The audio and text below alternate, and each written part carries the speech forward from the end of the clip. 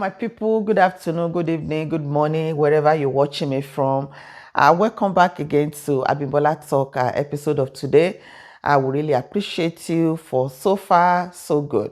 Thank you for listening to all our talks.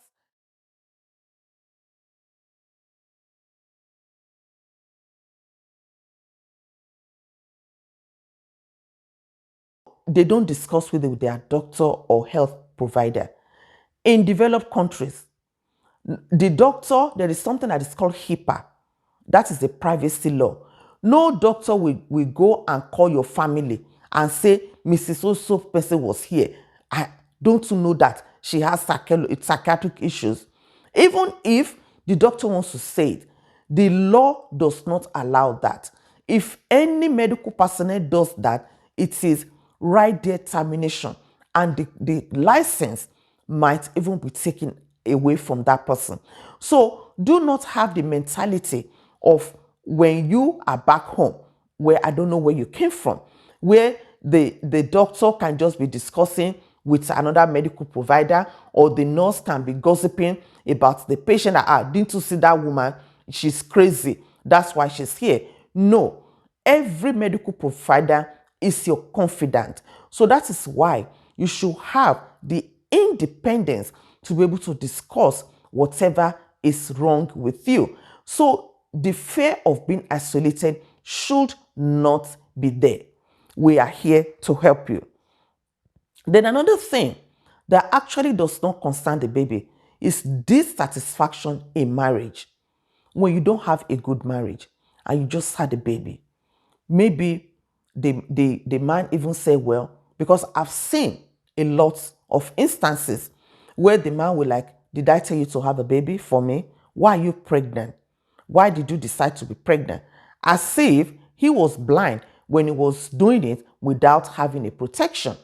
So if you don't have a baby, if you don't want a baby, why do you want to make a baby? But there are different situations like that. Or maybe something else is happening in the marriage by the time you had that baby. There is discord in the family. You are having issues with your marriage. So the marriage issue compounding with the fact that you just had a baby, it can make you go crazy. So this is what you have to talk about so that you don't go into postpartum depression. Another thing is unplanned pregnancy, putting stress on finance. Maybe you've been having some financial issues. Then then eventually you go pregnant. It's going to put more stress on your finances. So now you are thinking, how am I going to be doing it? Now we could not even afford to feed before. Maybe you've had other kids, maybe you don't even have enough money to take care of those children. Now you are pregnant again. Now you have another baby. How will I take care of this one? So the thoughts, the financial burden is now compounding with the hormones that is circulating around your body and your mental state by the time you just had a baby. So that is going to make you go down. Because as I always say, when you don't have enough sleep, your mind is going to go crazy. So that is exactly what happens. Then the culture of being called crazy.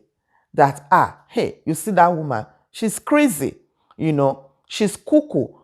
When you say something, she's saying the opposite. Just the stigma, it still boils down to the stigma that, nobody in my family has ever gone crazy.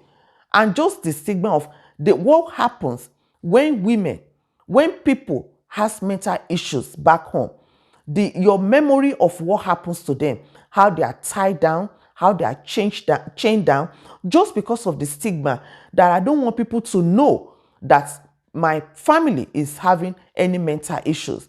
So they start going from one religious homes to the other. And those religious homes, they're telling them lies. Oh, the attack is from home. Instead of you to seek for mental help, you start going from one afar to pastors, to dibias, to babalawos. And those people, they will not tell you the truth. Although, with mental health is tied to spiritual, states. So they are going to use that thing to cajole you into the fact that it is because some people are somewhere that don't want you to succeed abroad. That is why. So now you guys will start keeping it at home. I don't want people to know that this is happening to any member of my family. I've even seen people that instead of them to go for medical help in a developed country, they send them back home to Nigeria, or they send them back home to their home country. That is going to compound their issue. And by the time they go there, they'll start going from one religious home to the other. They would lock them in the home just because of the stigma that is tied to mental health, especially postpartum depression. Then the religion undertones of hearing voices. They'll be like, oh, she's hearing voices. Somebody is telling you. Definitely, by the time it got to a point in postpartum depression, psychotic, you'll be hearing voices. Go and do this, go and do that. And when you tell a religious person that, oh, I'm hearing voices, we just completely turn it to it is the evil people that are doing this to you. But let me tell you, before anybody will tell you that this is what is going on, make sure you talk to your medical provider. And I have found that after reading so many things about when you are back home, most people, how many psychiatric specialists are even in Nigeria, which is where I come from, and I know about that one. We don't have a lot. So when you now say you're having postpartum depression, there is little or nothing that most people can do about it. But we just want to make sure that if you are a doctor in Nigeria and you are listening to me, go and study more about postpartum depression so that you can help people, you can help pregnant women when they are suffering from all this. So this is where I'm going to stop today. So to recap about what we have said so far, postpartum depression happens 1 in 10 women, so you are not alone. You have to erase the stigma of I don't want somebody to hear about it.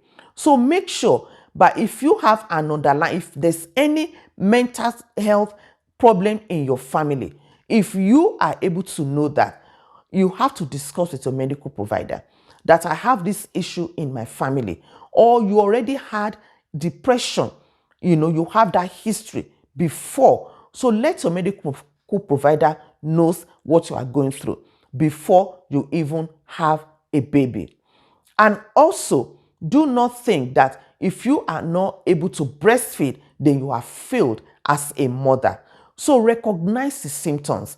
If you are not able to sleep, although sleep might elude you if you just have a baby, but even if after the baby is sleeping, you still cannot sleep. So that is one of the symptoms of postpartum depression. If you think you are not sleeping, lack of esteem, you are just pacing around the house, nothing interests you anymore. What all the things you used to enjoy before, it does not interest you anymore. Make sure you talk to your medical provider. And also, the reason why most immigrants are suffering about this, and that is why I keep clamoring it to my people, is because of the stigma and lack of awareness from where we came from, because we don't talk about mental health. Nobody will tell you that I'm hearing voices. Oh, even if they tell you at that time, say, hey, you better go to don't go to the house. I've seen cases of where women that just had a baby, they throw their baby, right? They just go and throw it away because the baby is crying too much. They say, no, I can't do it. I'm a bad mom.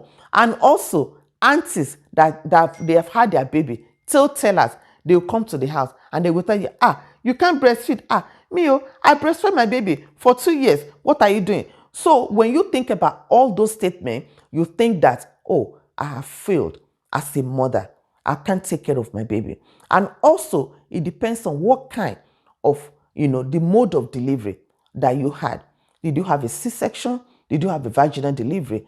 And those are the things that is still going to work against you, for you to be able to sink into motherhood. You are a good mother. It doesn't matter what mode of delivery. If you have a vaginal delivery or C-section, you are a great mom. Do not let anybody tell you, oh, when I had my baby, I did not get epidural, I did that, I did not get any pain medicine. Congratulations if you didn't have that. But I did. I have 3 kids, I did, and I'm still standing. And I gave birth to 3 healthy babies. So, Miss Natural, you can keep that story to yourself. Miss Breastfeed, you can keep that story to yourself.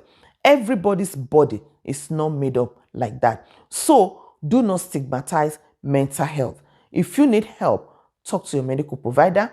Medical providers, they are not going to tell tales about you. Nobody will say, come and see Mrs. So. She came for psychiatric help. So, seek for help. Ask questions. Belong to people around you that can help you. God bless you.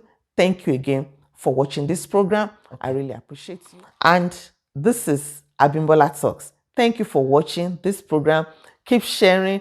You can watch this program on YouTube, Abimbola Talks, on Facebook, Abimbola Talks, on Instagram, Sisi Bimbo. Please keep sharing, keep sharing, keep sharing. You never know who is going to need this. You never know who is waiting for this.